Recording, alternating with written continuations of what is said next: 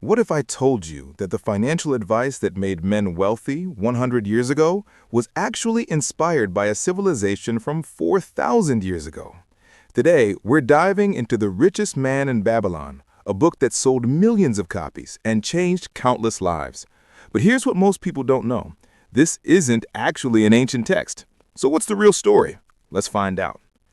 The Richest Man in Babylon was written by George Samuel Clason, an American businessman and writer, and published in 1926. That's right, less than 100 years ago, not 4,000. Clason wasn't an ancient scholar or archaeologist. He was an entrepreneur who founded the Clason Map Company in Denver, Colorado. But here's the genius part.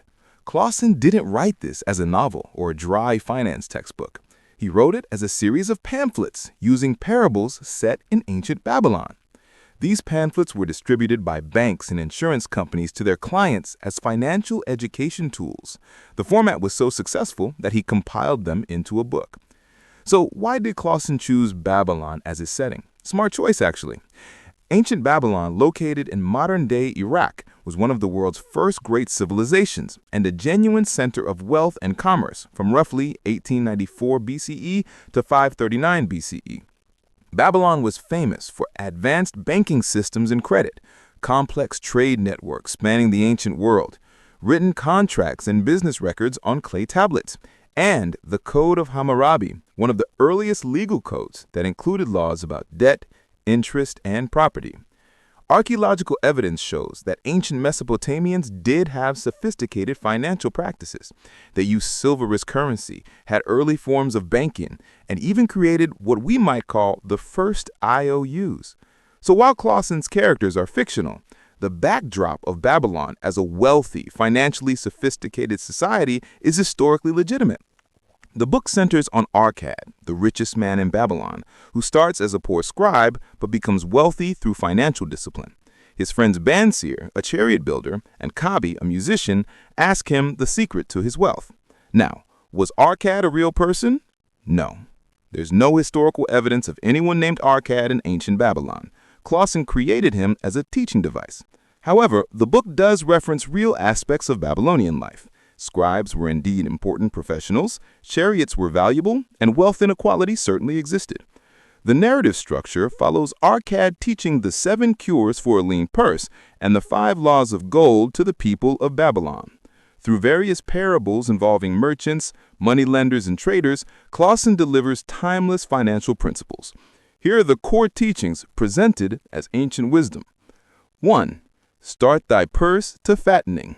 Save at least 10% of everything you earn. This is the foundation. Pay yourself first before paying others. Your expenses will always grow to match your income unless you control them. 2. Control thy expenditures. Don't increase spending as income grows. Budget for necessities and resist lifestyle inflation. 3. Make thy gold multiply. Put your savings to work. Invest wisely so your money generates more money. Clason emphasizes compound growth. 4. Guard thy treasures from loss. Don't fall for get-rich-quick schemes. Invest with people who are experienced and have a proven track record. Protect your principal. 5. Make of thy dwelling a profitable investment. Own your home rather than renting when possible. This builds equity and provides stability. 6. Ensure a future income. Plan for retirement and provide for your family after you're gone. Think long-term. 7. Increase thy ability to earn. Continuously improve your skills and knowledge. The more valuable you become, the more you can earn. Clason also presents the 5 laws of gold through another parable. First law, gold comes easily and in increasing quantity to those who save at least 1/10 of their earnings. Second law, gold labors diligently and multiplies for the wise owner who finds it profitable employment. Third law, gold clings to the protection of the cautious owner who invests it under wise counsel. Fourth law, gold flips away from those who invest it in unfamiliar businesses or purposes. Fifth law, gold flees the person who forces it to impossible earnings or follows the advice of tricksters and schemers. Notice a pattern? These aren't mystical secrets. They're practical, conservative financial advice dressed in ancient garb. Let's be clear about what's historically accurate and what's not.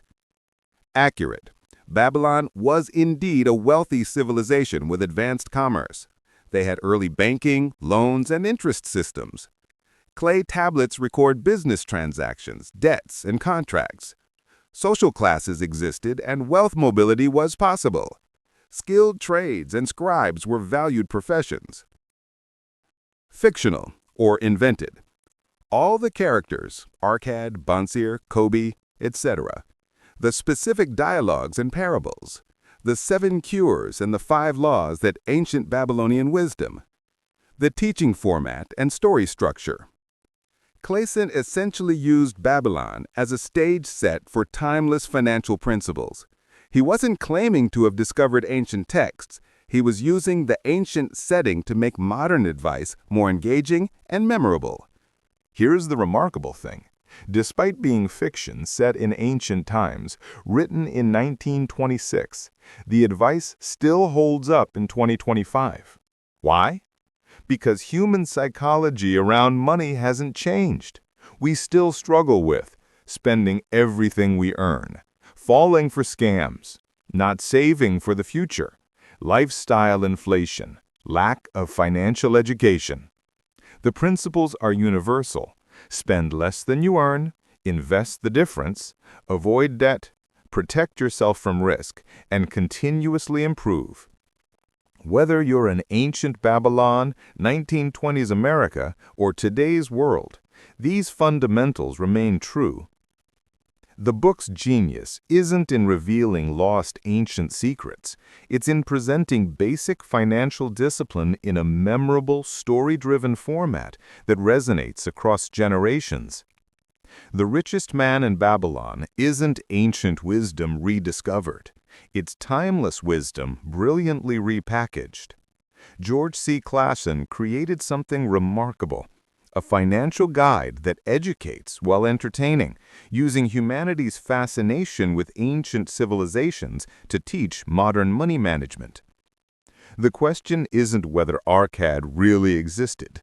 The question is, will you apply these principles to become the richest person in your own life?